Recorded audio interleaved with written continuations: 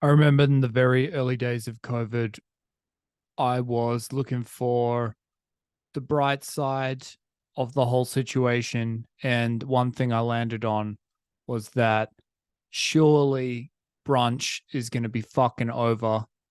That monstrosity that had really peaked during my 20s in terms of the popularity of brunch and just how fucking all sorts people you wouldn't expect to be really into brunch were really into it. And so I felt like the fucking a fucking outcast, the underclass, in the fact that I've always hated brunch. I gave it a chance when I was a younger man, when I was bright eyed and bushy tailed, but I hated it from the outset and I stopped doing it pretty quickly. And so the beginning of COVID, when it was like, oh fuck, life is never going to be the same again, and you know, poor restaurant owners were trying to find ways around it, doing that outdoor dining shit, and I was like, well, yeah, there's no way we're gonna have hip brunch spots crowding people in with lines out the door of people wanting to eat breakfast foods on top of one another at a very inconvenient time of the day. uh on Sundays. Sunday brunch is the thing that really fucked me off personally. Um in the fact that the poor restaurant staff worked in restaurants before, and it's young people who generally go out and party on the weekend, and I could like I don't know, just I tend to want to avoid restaurants where it's going to be those type of people working on the morning because I feel vicariously hungover even just being in their presence of them trying to will themselves through a double shift. Not that I'm some type of like touchy feely empath, mainly just because there's something about the vibe of a brunch that's disgraceful, in that it's the kind of most whimsical, unnecessary thing in the world where people are, let's do it. Yeah, let's get the waffles for $37. Fuck yeah. Just complete consumerism. Let's destroy the whole day. Let's destroy our temples. And the people who are facilitating this are just hungover, tired, angry people. So it's just a fucking prism of bad vibes. Never liked it. But yeah, and I think also like forget the people involved, forget the environment, forget the I don't like fucking breakfast foods. And the thing that really fucks me over is that like if I'm gonna eat some wild breakfast foods, or like I'm gonna go out with waffles or pancakes or something, first of all, I'm gonna eat it at breakfast time.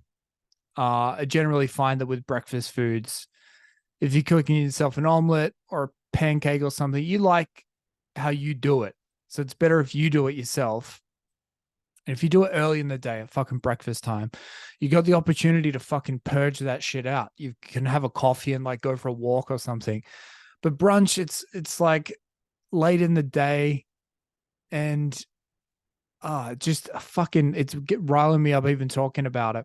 Waiting for brunch. If you're like, oh, we gotta don't eat breakfast because we're gonna have a big brunch. And this used to happen to me every Christmas growing up. It's like, don't eat any breakfast because we're gonna have a big Christmas dinner. Your lunch shrinks. Sorry, your stomach shrinks. The lunch comes out, and it looks fucking great. So you want to fucking hoe in, but you don't have the appetite. Your stomach's all mumphed up. And so you try and shovel it in, and then you got a stomach ache afterwards.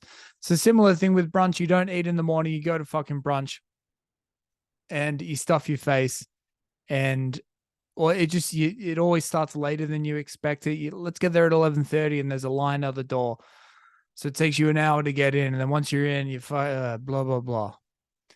And what are you going to do with the rest of your day? You've spent 3 hours fucking around getting to this place, eating shit food, and it's taken up the prime hours of your weekend.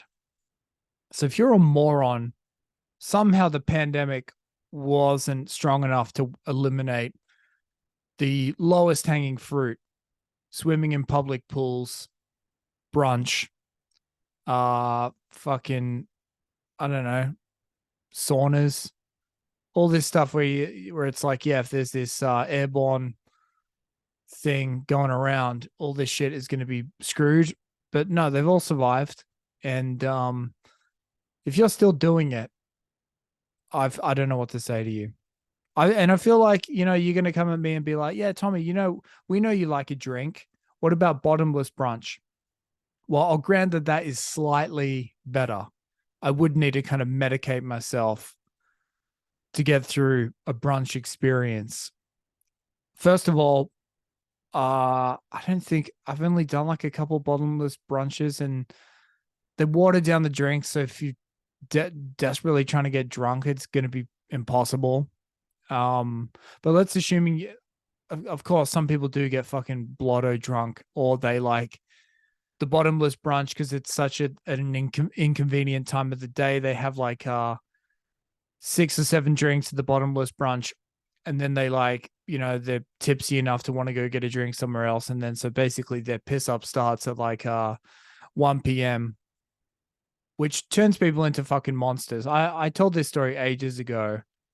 I wrote a little piece on Medium about it, but when I moved to Park Slope in Brooklyn, must have been like 10 years ago now, we had a little housewarming party at our apartment, and the missus invited this girl she knew who was an Australian chick, and she came along with her Australian husband. He seemed completely normal at first. But then it slowly uh dawned on me that he was like ravaged drunk because he'd been to a bottomless brunch earlier that day in Brooklyn, and it was, I think the party started at like 7 or 8. And so he like clearly kicked on, said like he'd been drinking all afternoon, and he started to get more and more belligerent. And then he was like, let's go get some Coke. And I was like, sure. And I committed to like helping him go get some Coke, and I didn't want any Coke. And then his phone died. He was going to go back into the city, catch an Uber, and go get some stuff, and then come back. And his phone died. And I was like, oh, yeah, you can use mine to call an Uber. And I was leaving my building. And then just as I was leaving, I was looking at this guy, this fucking maniac, this brunched out maniac. I was just about to like get into a cab with him and drive into the city and go meet up with a drug dealer. And I was like, oh, this is bad vibes. I don't want to go. So I said, hey, dude, I'm not going. Here's my phone. Go get your stuff. Come back with my phone. I'm going back to the party. And he was angry. He like was yelling at me for a moment. And then he just, the urge to go get some of that white girl took over. So he got in the cab and fucked off. And I was like, all right, I've wasted 20 minutes humoring this dick. He'll be back eventually. I'll go back to the party now. And I went to turn around. I've forgotten my keys. I couldn't get back into my building, and the buzzer was broken in my new apartment, so I couldn't get back to inside my party for a long time. So that's how brunch can fuck things up, kids. Be careful out there. It'll turn you into a fucking rotten maniac. And yeah, I'm not one of these people that says COVID wasn't real. But if it was going to be a real fucking pandemic, it could have wiped out low hanging fruit like COVID. I mean, brunch. Alrighty then. That's another one in the bag. Thanks for listening. Catch you on the next one. Bye.